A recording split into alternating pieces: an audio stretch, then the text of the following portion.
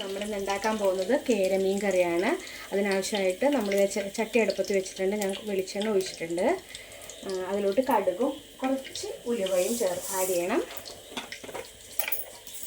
ഉലുവ ചേർക്കുന്നത് നല്ലതാണ്. അപ്പോൾ കുറച്ച് ഉലുവ ആഡ് ചെയ്തിട്ടുണ്ട്. പിന്നെ അതിന് വേണ്ട സാധനങ്ങൾ സവോള ഇത്തിരി, ഞാൻ സവോളയാണ് എടുത്തേക്കണത്. ഉള്ളി ചേർത്താലും മതി. പിന്നെ വെളുത്തുള്ളി, ഇഞ്ചി, പച്ചമുളക്, വേപ്പില, പുളി, മുളക് ഞാൻ വെള്ളത്തിൽ ചാലിച്ച് വെച്ചാണ്. ഒരു തക്കാളി, ഉപ്പ്, മീൻ, ഇത്രയും സാധനമാണ് ഇതിന് വേണ്ടത്.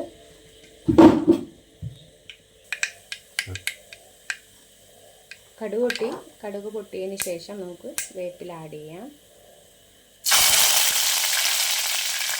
പച്ചമുളക്, ഇഞ്ചി, ഒരു സ്വല്പം വെളുത്തുള്ളി, പിന്നെ സവോള കേട്ടോ. ഉള്ളി ആഡ് ചെയ്താൽ മതി. ഉള്ളിയാണ് നല്ലത് ടേസ്റ്റ്. എനിക്കിപ്പം ഞാൻ സവോളയാണ് എടുത്തേക്കുന്നത്. ഉള്ളി ചേർത്താലും മതി. ഇത് നന്നായിട്ട് വഴണ്ട് വരട്ടെ. നമ്മുടെ സവോള നന്നായിട്ട് വഴണ്ട് വന്നിട്ടുണ്ട്. നമുക്കതിലോട്ട് തക്കാളി ആഡ് ചെയ്യാം.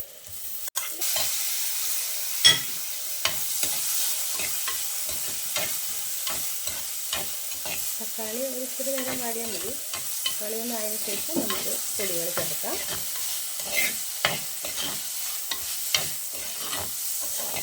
ഏകദേശം ഒന്ന് വാടിയിട്ടുണ്ട്. നന്നായിട്ട് വാടണമെന്നില്ല. ഞാൻ മുളക് പൊടി, മഞ്ഞൾപ്പൊടിയും കൂടി ജസ്റ്റ് കുറച്ച് വെള്ളത്തിൽ കലക്കി വെച്ചേക്കണതാണ്. അപ്പോൾ നമുക്കതിട്ടിട്ട് ഒന്ന് വഴറ്റിയെടുക്കാം. അതിൻ്റെ മുളക് പൊടിയുടെ പച്ചമണം മാറണ വരെ, അത് പച്ചപ്പിത്തലും മണ്ടിയാവും, അത് മാറുന്ന വരെ ഒന്ന് വഴറ്റണേ. ഞാനിതിനകത്ത് 2 സ്പൂൺ മുളക് പൊടി, കുറച്ച് മഞ്ഞൾപ്പൊടിയുമാണ് ചേർത്തേക്കുന്നത്. പിന്നെ ഇതിനാവശ്യമുള്ള പുളി ഞാൻ നേരത്തെ തന്നെ വെള്ളത്തിലിട്ട് വെച്ചിട്ടുണ്ട്.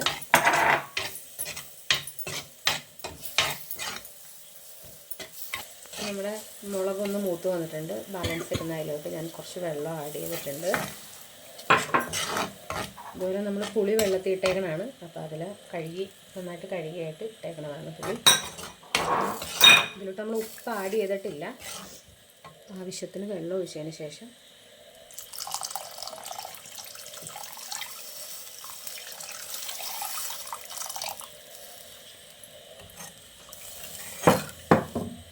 നമുക്ക് ആഡ് ചെയ്യാം.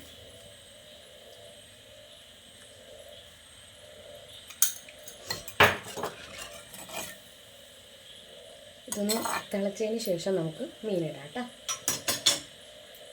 അപ്പോൾ നമ്മുടെ മീൻ കറി ഒന്ന് പറ്റിയിട്ടുണ്ട്. നമുക്കിതിലോട്ട് മീൻ ആഡ് ചെയ്യാം. കേരമീനാണേ, ചെറിയ കഷ്ണങ്ങളാക്കിയതാണ്. എൻ്റെ ഫ്രണ്ട് എനിക്ക്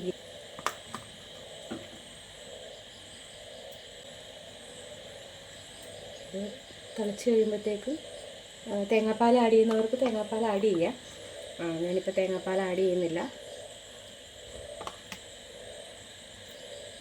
ഞാൻ 2 സ്പൂണാണ് എടുത്തേക്കുന്നത് മുളക് പൊടി. നിങ്ങൾക്ക് എരിവിനനുസരിച്ച് ആവശ്യത്തിനുള്ള മുളക് പൊടി ചേർക്കാവുന്നതാണ്. നമ്മുടെ ആവശ്യത്തിന് എരിവ് കൂട്ടുകയും കുറക്കുകയും ചെയ്യാം. അപ്പോൾ മീൻ ഇട്ടിട്ടുണ്ട്. ഇനി ഇതൊന്ന് തിളക്കട്ടെ. നമുക്കിത് ഒന്ന് തിളച്ചതിന് ശേഷം സിമ്മിലോട്ട് മാറ്റാം. അപ്പോൾ നമ്മുടെ മീൻ നന്നായിട്ട് തിളച്ച് വെന്ത് വന്നിട്ടുണ്ട്. നമ്മളിതുപോലെ എണ്ണയൊക്കെ തെളിഞ്ഞ് വരുമ്പോഴത്തേക്കും നമ്മുടെ മീൻ പറ്റിയിട്ടുണ്ട്. എണ്ണയൊക്കെ തെളിഞ്ഞ് വരുന്നതാണത്. സിമ്മിലിട്ടാണ് നമ്മളിത് വേവിച്ചത്. കുറച്ച് വേപ്പിലയൊക്കെ കൂടി ആഡ് ചെയ്തിട്ട് ഇനി ഇതിലോട്ട് ആവശ്യമുണ്ടെങ്കിൽ തേങ്ങാപ്പാൽ ഒഴിക്കാം. ഞാൻ തേങ്ങാപ്പാൽ ഒഴിക്കണില്ല. അപ്പോൾ നമ്മളുടെ കേരമീൻ കറി